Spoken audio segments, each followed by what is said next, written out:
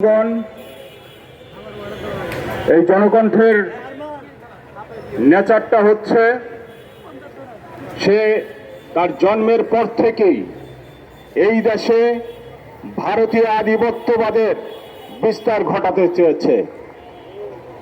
ভারতীয় যে হিংস্রতা, আজকে যেসব মানুষ বাংলাদেশে আলাদা প্রদেশ করতে চায়, এই সব মানুষগুলো হচ্ছে এই জনকণ্ঠেরই প্রোডাকশন।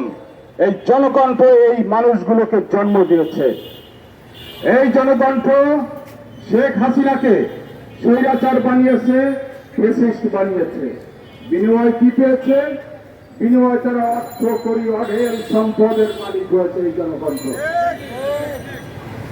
আজকে একটা কৌশল নিয়েছে সে, যখন দেখেছে 5 আগস্টের পরে আগের ধান্দা ফিকির আর নাই, এখন সাংবাদিকদের বঞ্চিত করে অন্য ধান্দায় নেমেছে এই জনকণ্ঠ।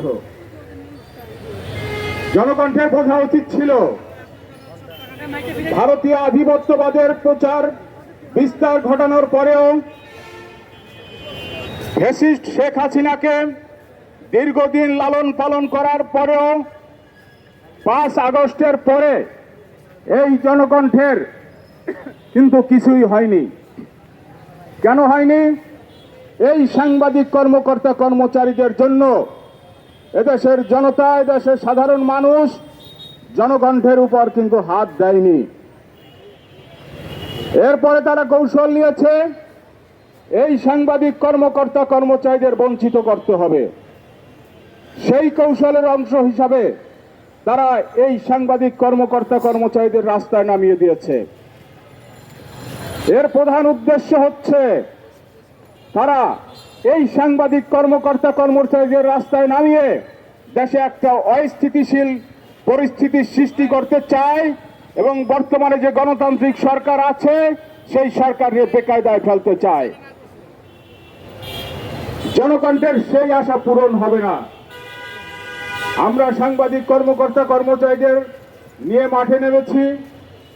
এদের যতদিন চাকরিতে পুনর্বহাল করা না হবে, তাদের বেতন বকেয়া এবং ভাতা যেসব বকেয়া আছে সেসব পরিশোধ করা না হবে, ততদিন আমরা রাস্তায় আছি ইনশাআল্লাহ।